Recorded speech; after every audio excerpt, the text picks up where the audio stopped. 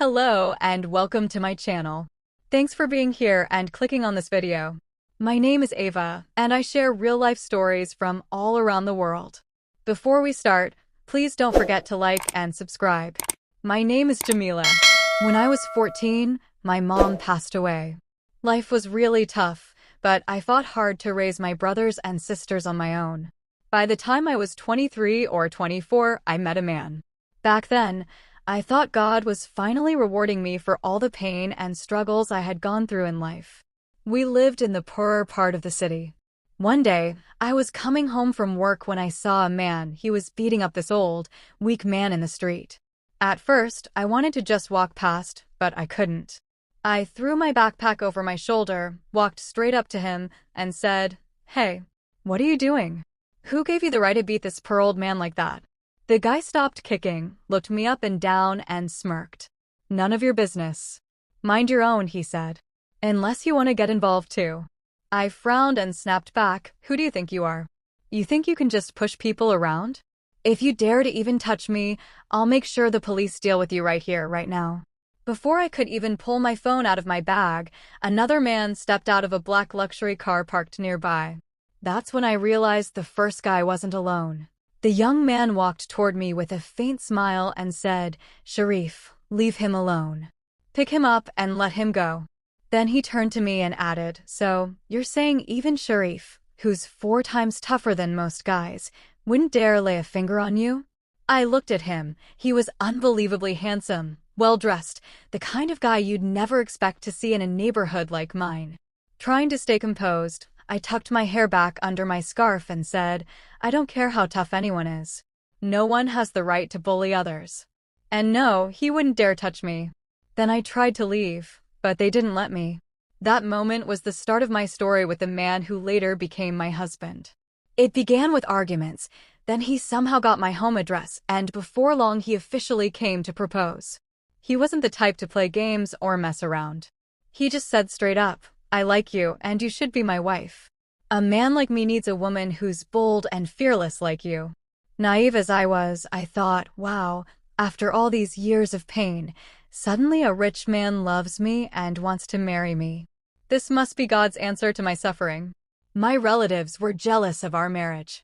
Even my cousin, who always acted like she supported me, gave me that look of envy.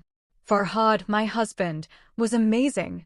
I'll never forget the day someone knocked on our door and delivered a flower bouquet the size of me.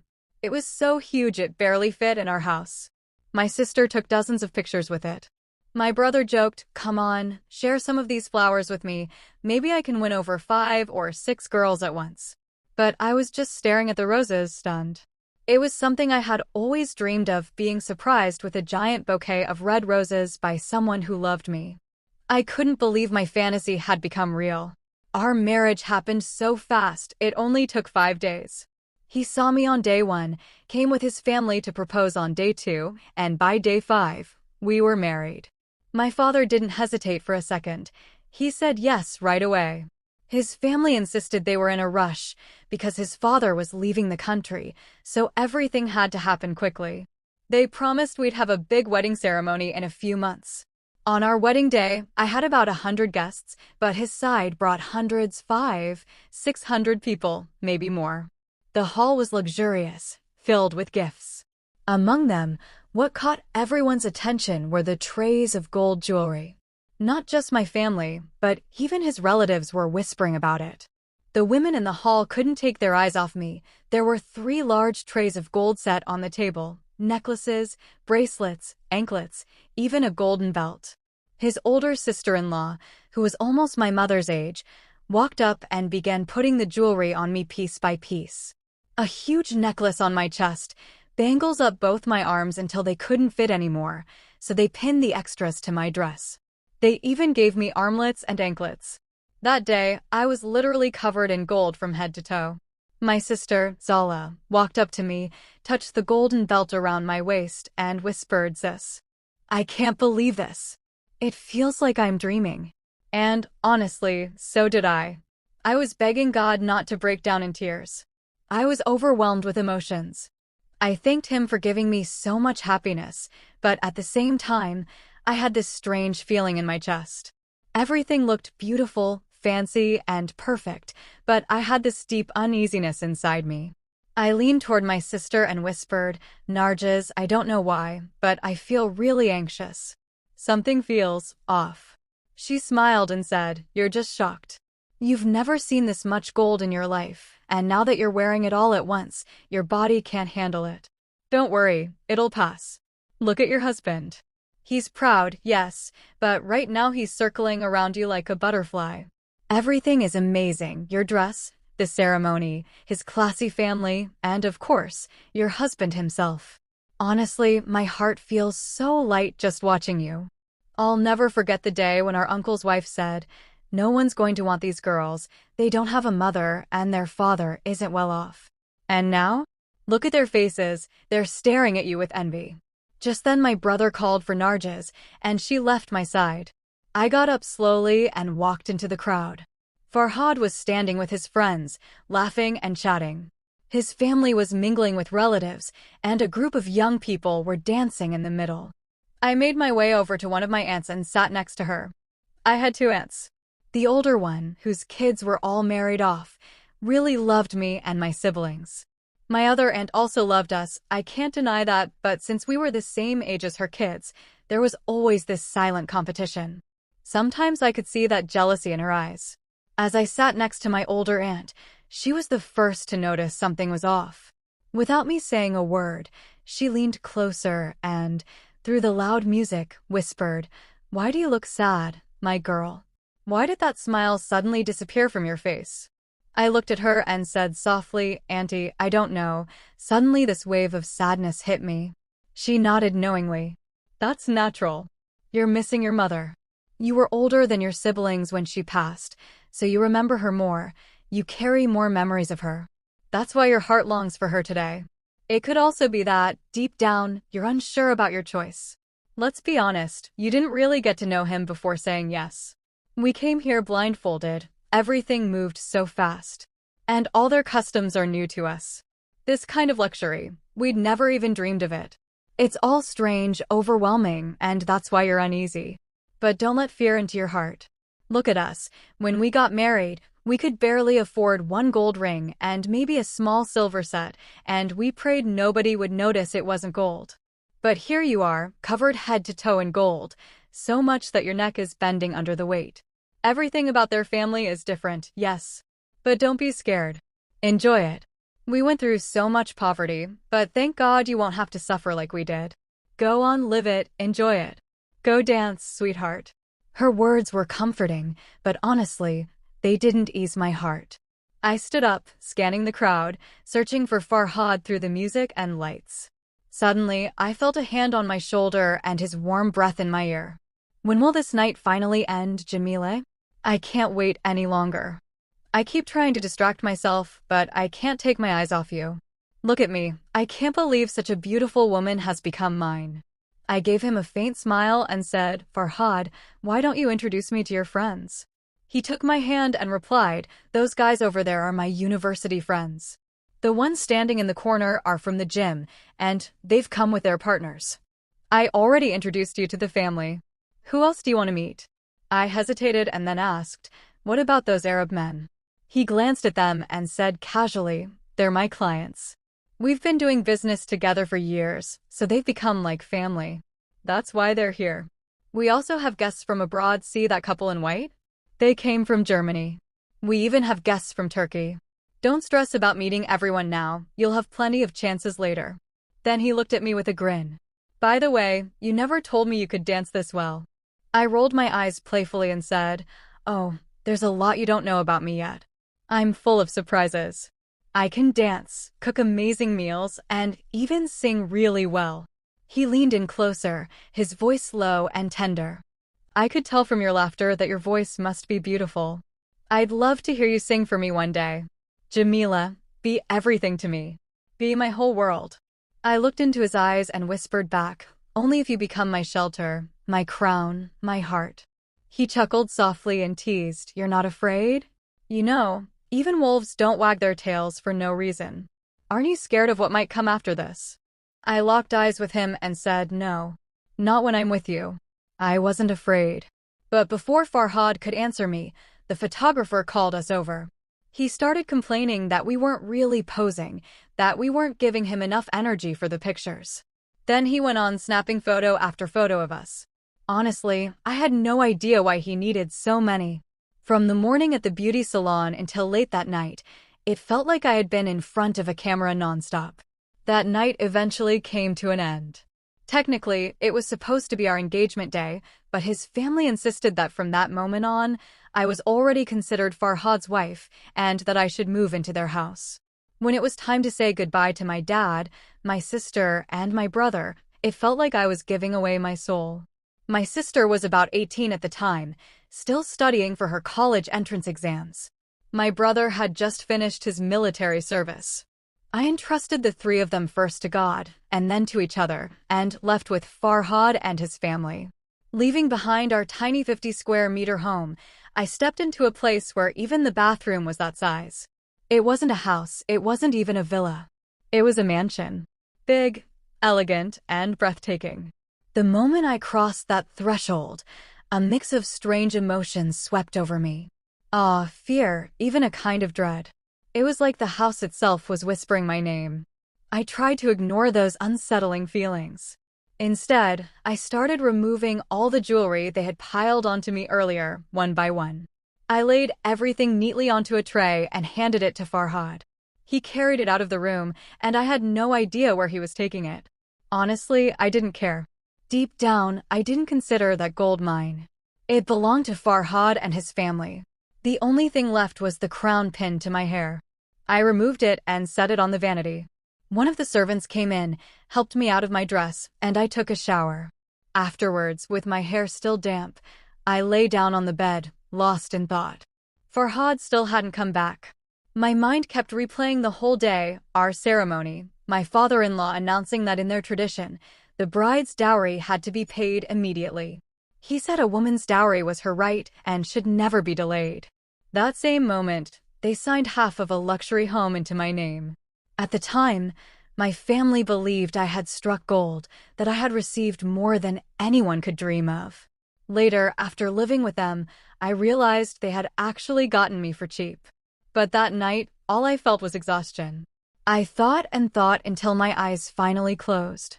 When Farhad finally entered, I couldn't believe how gentle he was. He pulled the blanket off me softly, kissed each of my fingers, and whispered in my ear, "I'm sorry for leaving you alone so long. Come rest on my arm. Sleep here with me." I must have looked nervous, because he gave me a small smile and said, "Don't be afraid. Nothing will happen until you're ready, until you feel comfortable with me. Tonight, I was just teasing you. Come here, let me hold you." That night passed in peace.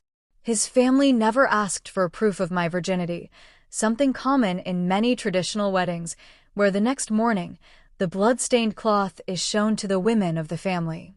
They simply weren't bound by such customs. But the next morning, my aunt came to see me, demanding the cloth. I told her his family didn't care about those things and that nothing had happened yet anyway. She scolded me, warning, later, "They'll accuse you of things you can't defend. You're being foolish." Then she left, frustrated. After she was gone, Farhad came into the room with a set of clothes his family had bought for me. I put them on, and together we went downstairs. That's when I realized I wasn't just visiting. I was going to live in this house from now on. Besides me, there were 2 other daughters-in-law in the family, the eldest one, who was about my mother's age, and another, maybe 4 or 5 years older than me. And that was the beginning of my new life in their home. And besides those 2 sisters-in-law, I had one sister-in-law too. She was already married, but still lived in that house with her kids. Basically, the whole routine of that family was wake up in the morning, fix themselves up, go work out, then have lunch at the best restaurants. In the afternoon, they'd go to some women's gathering, and at night either come back home or go to parties with their husbands. 4 times a day, they'd still find time to go shopping. And their only worry was whether the dress they bought might be bought by someone else too, or whether the dress they bought was prettier than somebody else's, or whether they dyed their hair before anyone else did. If another woman copied it, then she was jealous. If they had a nose job, it had to look better than the other woman who had a nose job. Honestly, the whole life and thoughts of the women in that house were that shallow. I swear to God, if I tell you this now you'd say, no way, their life was way better. But by the second or third week I was living there, I realized that my own poor, simple life was way sweeter than theirs. Some of these rich people don't enjoy life or money at all. It's all just competition, jealousy, and bitterness. Now, for Farhad, I was the total opposite of the women in that house. When I saw how those women were, I finally understood why Farhad had rushed into marrying me and why he was so drawn to me. Even the tiniest thing he bought for me would make me so excited. I would thank him over and over, genuinely, not fake. I'd get so happy that he'd get happy too. I'd thank him so much that eventually he'd say, okay, that's enough. It's not worth all that. But still, if it was a dress, I'd put it on. If it was shoes, I'd wear them. Even if it was makeup, I'd rush to try it on with so much excitement. Then I'd start singing and dancing around, thrilled like a child. That's how I was with every little thing he bought me. So, our life kept going like that, and every day Farhad and I fell more in love. I really started to believe this marriage was perfect and beautiful. He would go to work in the mornings and come back around 2 or 3 in the afternoon. After that, we were always together, either going out, going to parties, or just enjoying each other's company. I had stopped working and only went to university. Then, about a month later, something strange happened. One night, they were hosting a birthday party for my middle sister-in-law. They had invited lots of guests, and my older sister-in-law, who was crazy about parties, had helped her set up everything with the best decorations and choices. Since I still didn't really know how things worked around there, I just quietly watched them.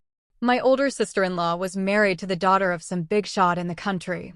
The middle one, her name was Helma, came from a super rich family too. They say on her wedding day her father gave her her own weight in gold. Anyway, on the day of the party, those two were rushing around talking about their dresses. Suddenly Helma turned to me and said, "Jamileh, what's your dress like?"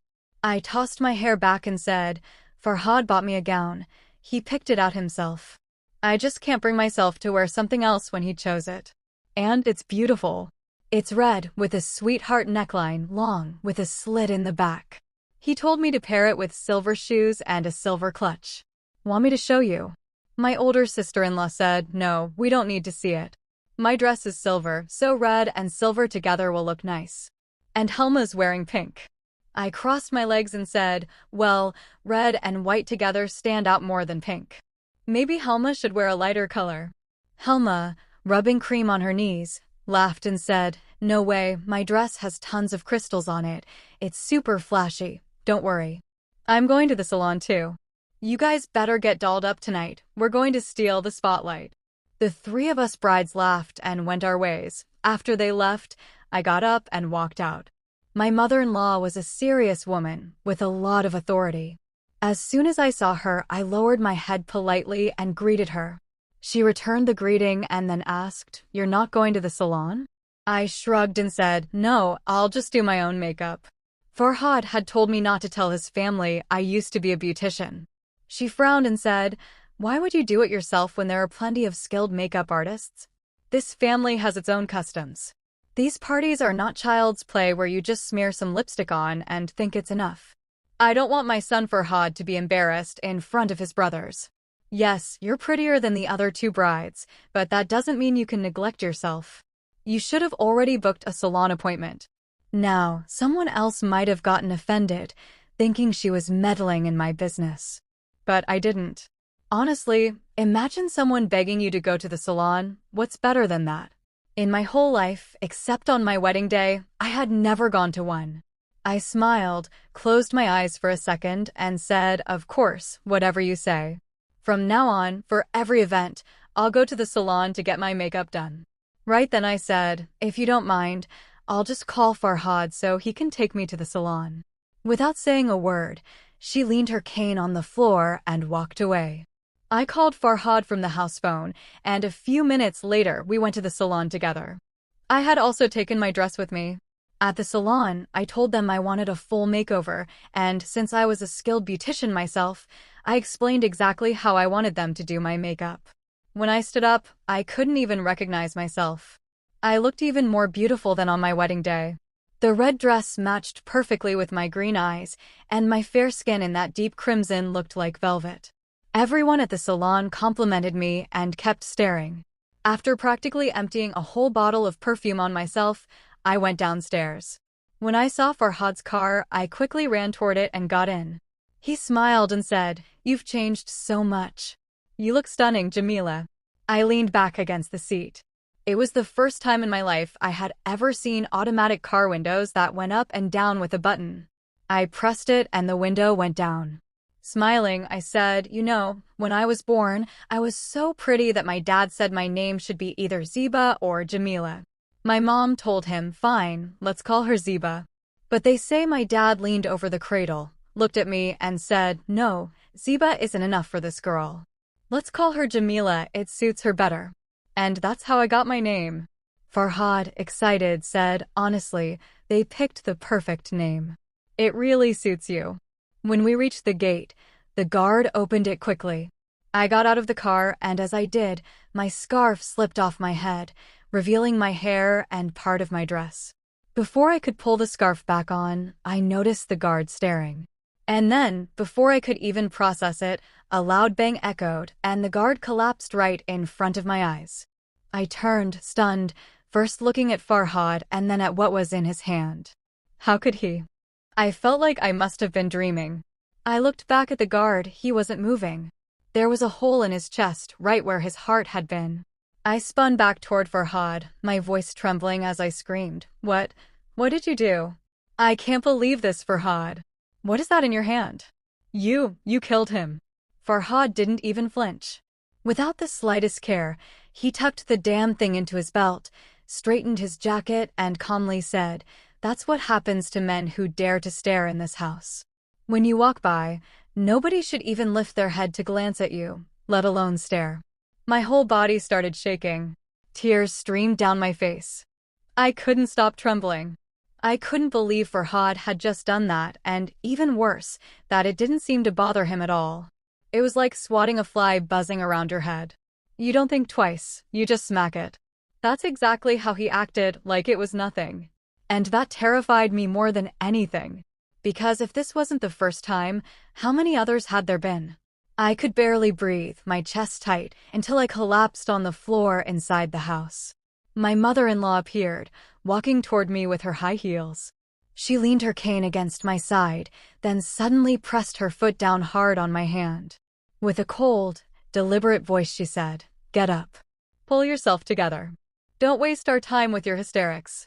Something like this, you see it, but you act like you didn't. You don't cry over it, you don't make a scene. Now get up and fix yourself. After the party, I'll deal with you." She lifted her foot and walked away, cane clicking against the floor, leaving my hand throbbing. It felt like it might have been broken. Crying, I dragged myself up the stairs. My makeup was smeared, my face blackened with tears and mascara. Moments later, the door burst open. Farhad stormed in, furious, looking around until he found me. He came close and snapped, "Why have you been crying so much? Why are you making a scene? Look at yourself. You know we're supposed to go downstairs in less than 15 minutes. What the hell are you doing?" Through sobs I looked at him and said, "Farhad, you killed that guard. Do you even realize what you did? Who are you, Farhad? How could you do that so easily?" He exploded. With one sweep he knocked everything off the table, grabbed me by the hair, shoved me against the wall, and shouted, "If I have to, I'll end you too. Don't you ever interfere in my business again or make a scene like this. From now on, whatever I do, you'll shut your eyes and say nothing but yes. Do you understand me?" I just stared at him silently, tears streaming.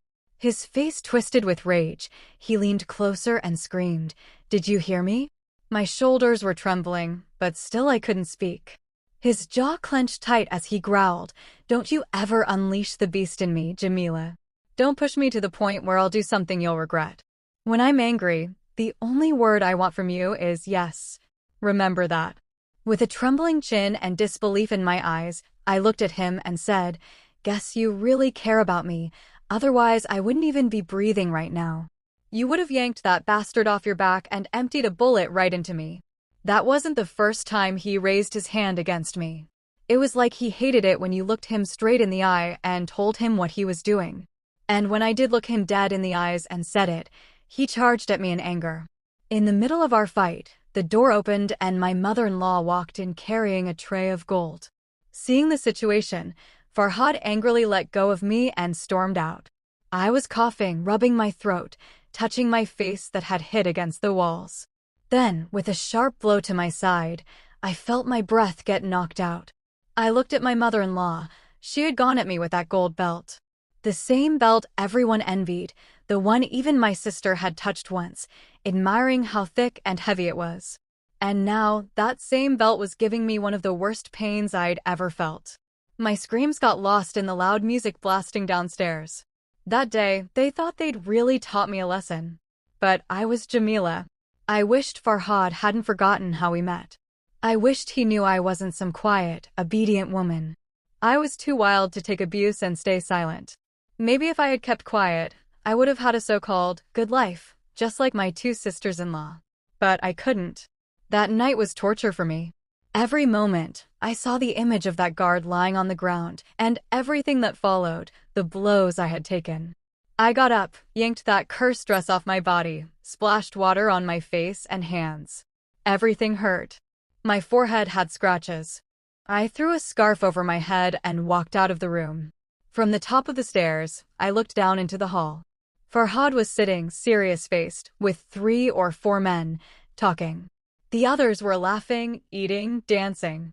Before anyone could see me, I went back into the room. I kept thinking, what should I do? Pretend I don't see anything? What could I even do? Why did his mom treat me like that? Sure, we weren't rich, but what gave them the right to raise their hands on me? In my own family, no one had ever said a harsh word to me, let alone hit me. Not even my father. So, what right did they have to beat me like this? The burns from that cursed belt were still stinging. I lay down on the bed and cried until I didn't know whether I had fallen asleep or fainted.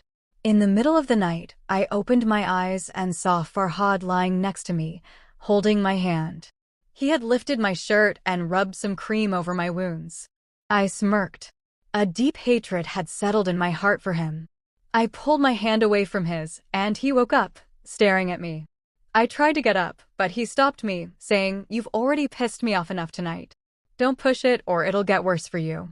Just because I've shown you my good side doesn't mean you get to act bold." With anger and disgust, I spat back, "Let me go. Get your filthy hands off me. Don't touch me." That got under his skin. He grabbed me harder. I realized I couldn't fight him, so I just turned away from him, crying. He didn't say anything else after that. I kept shifting around in bed until finally, I drifted off to sleep. The next morning Farhad got up and left. I knew he was getting ready for work, and me, foolish as I was, had been his wife for only a month and a half, and I still hadn't even been to his workplace. He left, and I didn't feel like going out of the room. I grabbed a piece of cake from the mini fridge in the room and ate it. A few minutes later the sisters-in-law came in, Helma and Nastarin. When they saw me, they rushed over and asked what happened. I told them the whole story honestly. Helma fell silent. Nastarin glanced at her, then turned to me and said, "You shouldn't interfere in things that don't concern you. If that guard was supposed to follow the rules of this place, he'd have done so. He got what he deserved.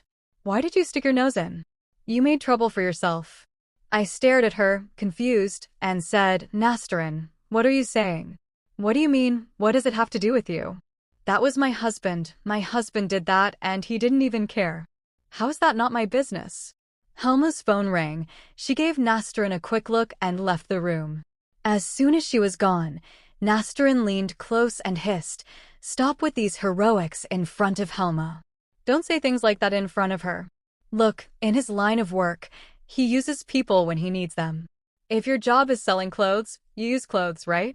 That's what they do. They take what they want and discard it. Apologies, friends, there are terms I can't spell out plainly here due to limits, so I'll leave it at that." I looked at Nastarin, shocked, and asked, "What do you mean? What is Farhad's job?" She lowered her voice and said, "Girl, listen. Wake up. This house is not a place for playing. I've been a daughter-in-law here for 20 years, I'm 40 now. The old man, your father-in-law, used to have a second wife who caused a lot of trouble. They humiliated her, put her in the middle, and did worse. These people are cruel and powerful. You can't fight them or try to reform them. Years of this is their profession. They'll take 4 girls like you, use them dry, and spit them out. It's best you don't show it on your face. Keep your head down and enjoy what you have. Don't meddle in things that aren't your business, or they'll close your eyes for you. Seeing my open, bewildered eyes, she smirked and added, "This mansion's walls are full of secrets. The most expensive and rare things are kept in this house." Her words hit the wound that was already burning inside me. I forced myself to speak through the knot in my chest. "Nastarin, after that man finished with that first woman, what did they do to the second wife?" Nastarin took a sip of water and said flatly, "They buried her right here, in the garden." I didn't understand for a moment. The world spun, and the slice of cake I'd eaten surged up like it was trying to come out with my soul. My legs gave way, and I barely made it to the bathroom. When I came out, my vision blurred and I collapsed right at the front door. A few minutes later the door opened and Farhad came in. Seeing me on the floor, he grabbed my shoulders, lifted me up in one motion, and carried me to the bed. He brushed my hair from my face and said, "The day I saw you acting all proud like that, I told myself my wife must be like this. If I'd known you were so delicate, I'd never have married you." I gripped his hands and looked at him. How could this be the same Farhad? Swallowing my spit, I stroked his hands weakly. He watched me silently. Tears filled my eyes. "Farhad," I said, "these hands of yours that caress me so gently, how could they do what they did? How many times has that guard been targeted? The man I loved, the one I built my whole hope on, who is he? The Farhad I thought I knew is miles away from the man in front of me. Why didn't you tell me about this from day one?" He scowled and snapped, "What didn't I tell you on day one? Open your mouth and insult me, do whatever you want. You're getting on my nerves, Jamileh. You're really bothering me." I forced a bitter, resentful smile and said sarcastically, "Well then, why don't you just pull it out and fire a shot into my head right now?" He said nothing, just stared. I kept looking at the window and muttered under my breath, "You can't be bringing those things in legally. They must be illegal, right?" He frowned and hissed, "Who told you that?" I asked angrily, "How long were you going to keep it from me? Didn't you say you were into engineering and trading stocks? Why am I only now finding out about this job of yours? How does that money even go down your family's throat?" I snapped. He smiled and said, "The same way your family's money has gone down your throat until now. Get up and fix your face, you look like a ghost. Come on, stand up and tidy yourself. Then go eat a bite. Don't sit there chewing on my brain." I stood up and said, "I want to go home. I want to visit my family." He bored said, "You can't go. Not right now. I don't feel like taking you. You must stay home." I got angry and yelled, "To hell with you and your family." He got angry too and, in retaliation, tried to slap me across the face. Because I was off guard, I was thrown hard and crashed into the wardrobe. The large mirror on it shattered and fell all over me. I was covered in cuts and bruises. He grabbed me and hurried me down the stairs. Everyone followed us, stunned, and he was frantic. Someone ran to get the car. As soon as the car came, he tossed me into it and we rushed to the hospital. At the hospital, they said nothing serious had happened. They removed some glass from my ear and stitched me up a bit. Then, with awkward smiles, they told me, "On the bright side, you're pregnant." Something like that, you know, they used that flowery phrase. I felt like the whole thing had been a nightmare. At the moment I first set foot in that house, I thought it was a reward for all my good deeds. Now it felt like a harsh lesson. I sighed and stared at the blue sky outside the hospital window and said, "So that's how it is. You're testing me, aren't you? You put me through a hard exam. Now what? What am I supposed to do?" I was terrified of that family, of that house, and even of Farhad. And on top of that, you'd given me a child. What now? When Farhad heard the news, he acted as if the world had been handed to him. He was overjoyed at the idea of having his first child. Of course, it wasn't Nastarin's fault. If it were, they'd have taken 100 other women for my brother-in-law already. The problem was the brother-in-law, and Helma didn't want children. So Farhad was thrilled to bring the first grandchild into the family. My mother-in-law was proud that she finally had a grandchild. And I was the saddest pregnant woman in the world, terrified and shaken from the day his mother had raised her hand against me. After that, I barely spoke to her. I avoided eye contact. I even avoided accepting her congratulations. I lowered my gaze and stayed silent. From the day we left the hospital, I stopped sleeping on the bed. I slept on the couch. On the third day after learning I was pregnant, the door opened. Farhad came in carrying a huge bouquet and a gift box. He set the flowers and the box by my side and sat down. He said, "You've got so much jewelry, now it's probably all normal to you. I bought you something new. You've been sleeping away from me for 3 days. I didn't say anything because of the baby, but now I got this for you so the distance is gone. From tonight you'll sleep in your place again. Life is more valuable than our childishness. See, I've given you comfort and the best I can. You've got a whole room just for clothes, another for bags and shoes. Whatever you want in an instant is ready for you. I want those early days when I'd come home and you'd put on a lovely dress, do your makeup, flirt a little, your laughter filling my ears and your scent all around me. I don't want this current situation." My mouth wouldn't stay quiet. I looked at him and said, "If you don't want this situation, then take it out of your pocket and fire a shot into my head."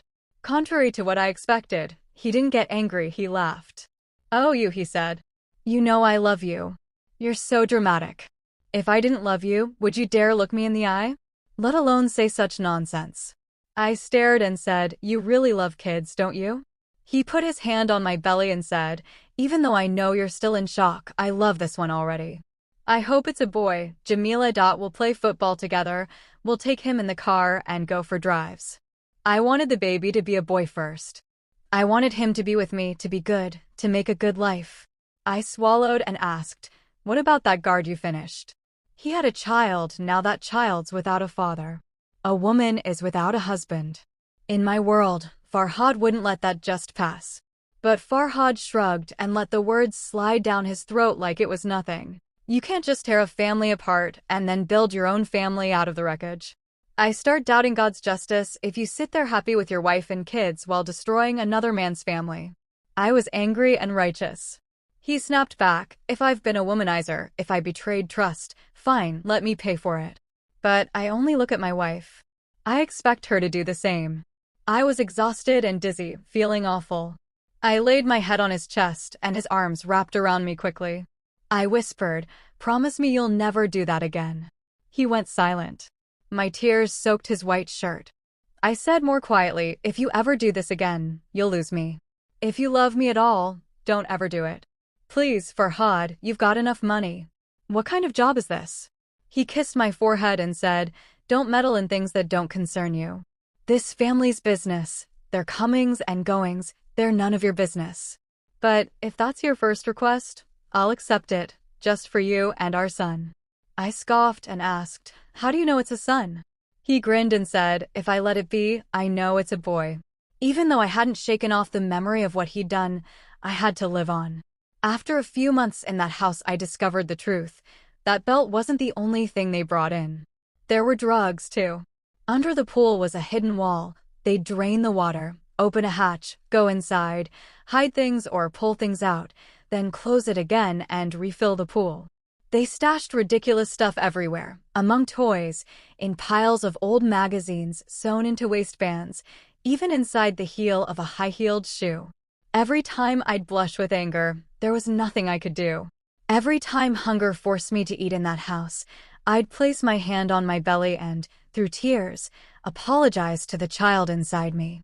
I was ashamed to give it spoiled food, things that were tainted, while its soul was forming. But I had no choice. I hate that word, no choice. I hate it as much as the phrase, my father's house. I had nowhere to go.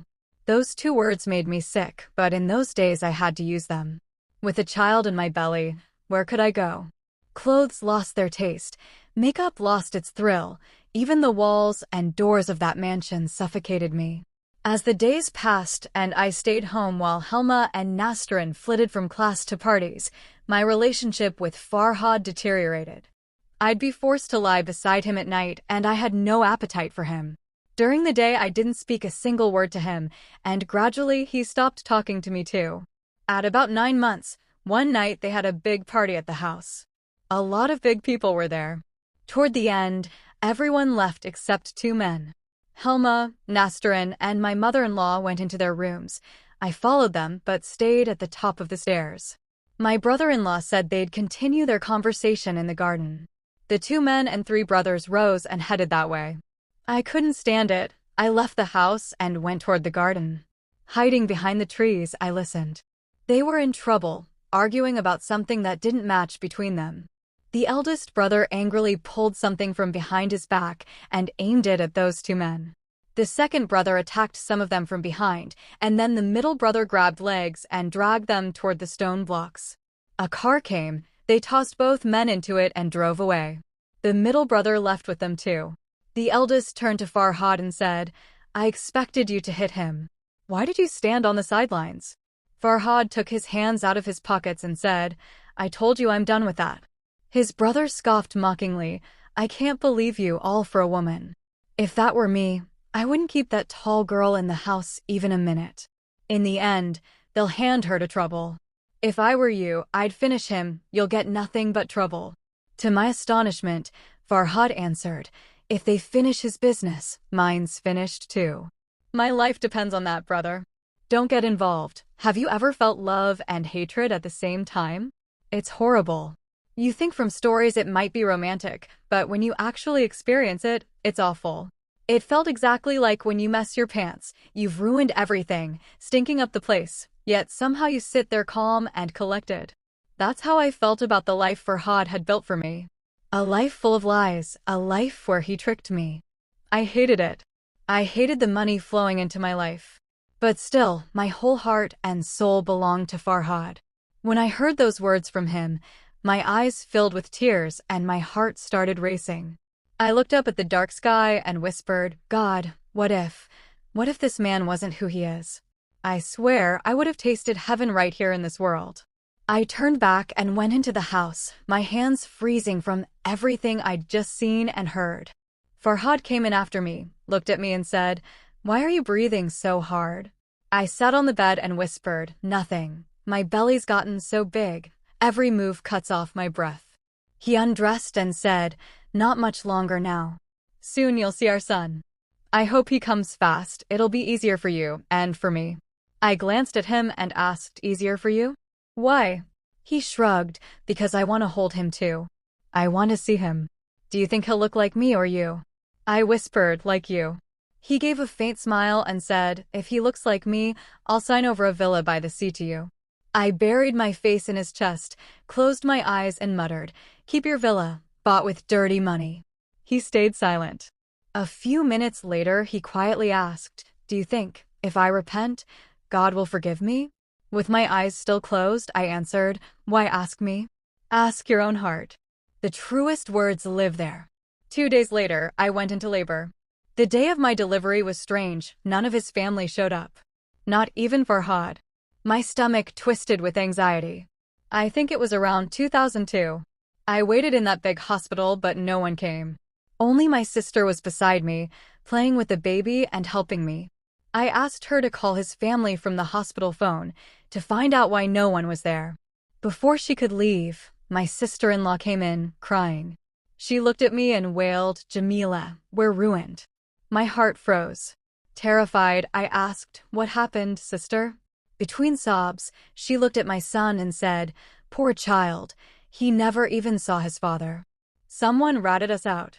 Last night the police raided the house. They arrested everyone, even Helma and Nastarin." 9 days later, after I was discharged, I stayed at my father's house. No news of Farhad, no news of his family.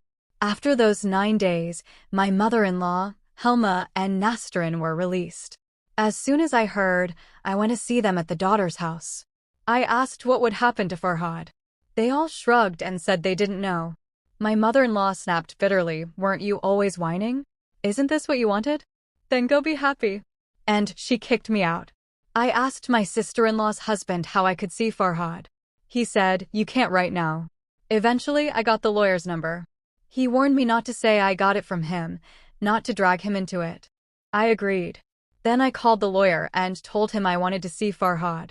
He said Farhad wanted to see me too, and he'd arrange it. In 2 or 3 days, I could visit. When the day came, I wrapped my baby, still nameless, in a blanket and went to see him. I couldn't believe I'd have to see him like this. When the door opened, he looked at me with such longing. Then he came straight for the baby, scooped him up, and with all his manly pride, he broke down sobbing. I couldn't believe it. Farhad crying over a swaddled infant, kissing his tiny hand. I sat beside him, in tears too, and whispered, "Farhad, they know everything." He gave me a subtle gesture, "Don't talk."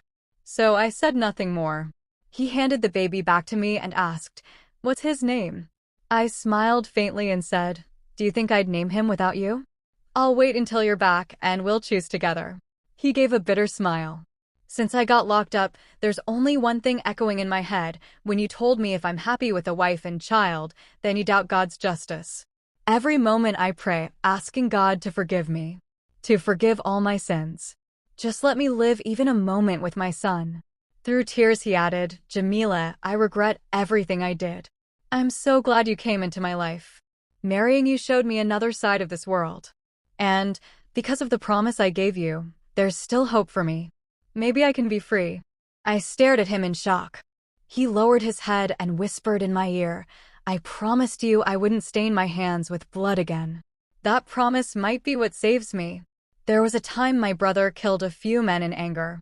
They were important people, and someone snitched.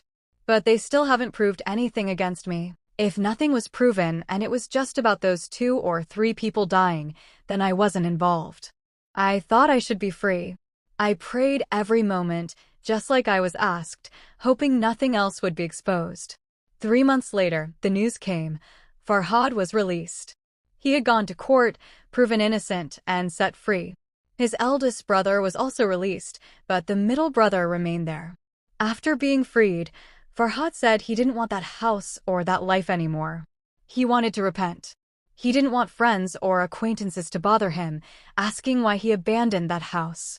He told me we should leave the country forever. It was 2003 when we said goodbye to everyone and moved to Canada. We started almost from scratch. Farhad's field of study was civil engineering, and with his skills in business, he quickly got to work. Within 7 years, we became wealthy again. Our son had grown up during that time. We named him Diaco, after Farhad's grandfather, whom he loved dearly. About 7 years later, we heard from Iran that my eldest brother-in-law had been arrested. This time, unfortunately, everything was exposed. They spent a lot of money trying to get him free, but it didn't work.